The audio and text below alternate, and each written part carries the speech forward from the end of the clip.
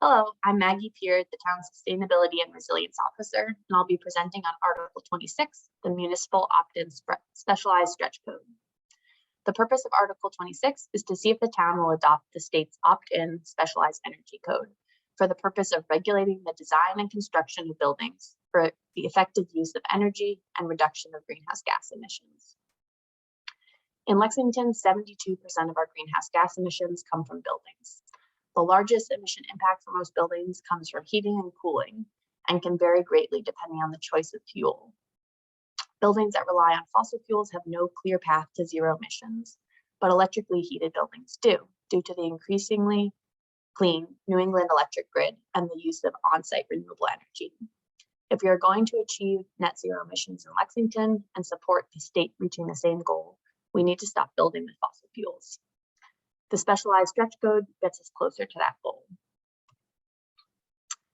Stretch codes are a tried and true way to have an immediate impact on building emissions.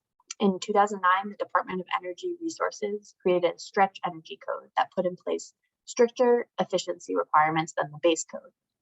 Adopting the Stretch Code is a requirement of being in green communities, and Lexington adopted it in 2010. In 2021, the Massachusetts Climate Act called for the creation of a net zero building code. Last year, DOER issued both an update to the stretch code along with this opt-in specialized stretch code.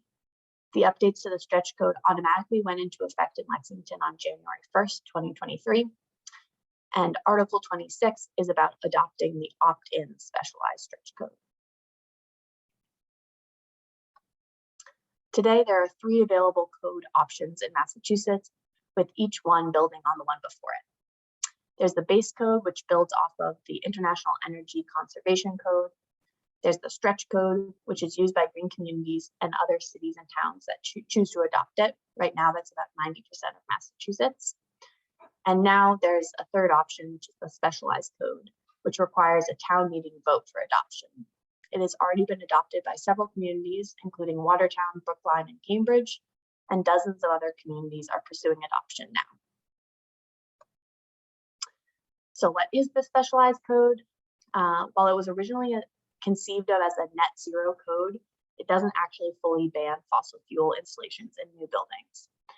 However, by requiring that a new fossil fuel or mixed fueled building be fully wired for electrification and have offset energy use with on-site renewables, it incentivizes the construction of healthier buildings with no on-site fossil fuel combustion. The specialized code only applies to new construction and not major renovations, as the stretch code does.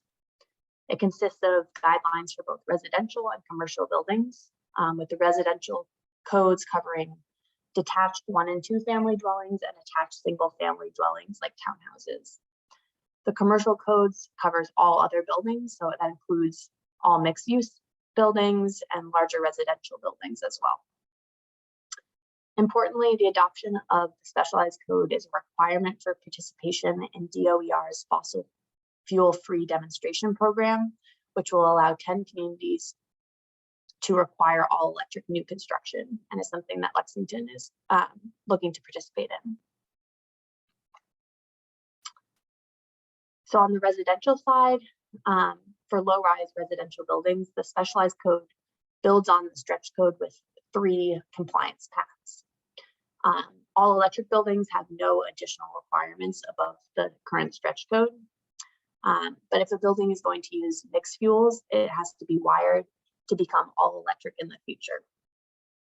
Under this path, if it's following HERS certification instead of Passive House, it must have a minimum amount of solar installed as well.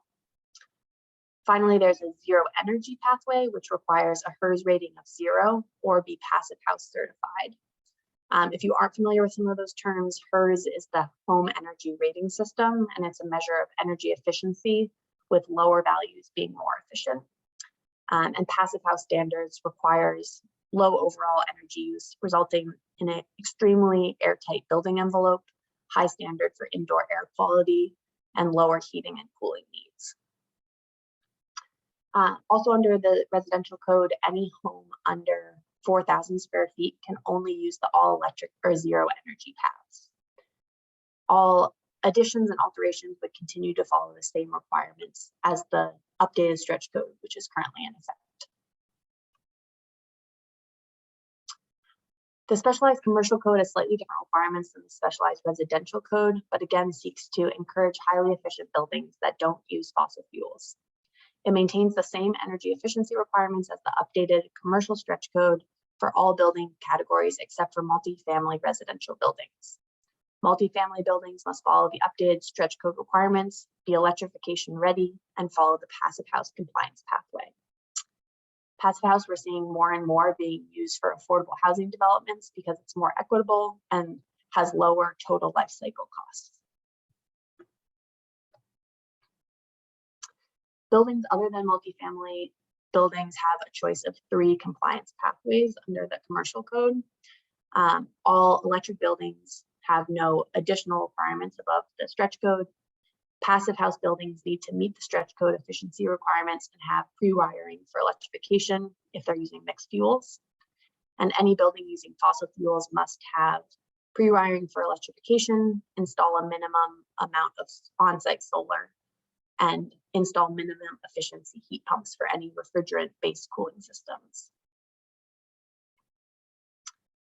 As for an effective date of when this would go into effect in Lexington, DOER recommends that the requirements of the specialized code takes effect beginning on the January 1st or July 1st. That is at least 6 months after a town meeting vote. This will allow for greater consistency across communities adopting the code. For Lexington, that would mean an effective date of January 1st, 2024. As a final note, adoption of the specialized stretch code has been well established as an action the town intends to take in multiple town plans. It is a recommendation in Lexington's Getting to Net Zero Emissions Plan, which was adopted by the Select Board in 2018. And it's also listed as an immediate action in Lexington's recently adopted comprehensive plan under the Housing Goals chapter. Both the buildings and planning departments have been consulted and are prepared to enforce the code if adopted. Before wrapping up, I wanted to thank the supportive and collaborative network of people working on sustainability and climate action in Massachusetts. It has been a team effort of many cities and towns pushing the state to take swifter action on climate change, and that network has contributed significantly to both these slides and the overall effort. Thank you very much, and I hope you will support Lexington adopting the specialized stretch code.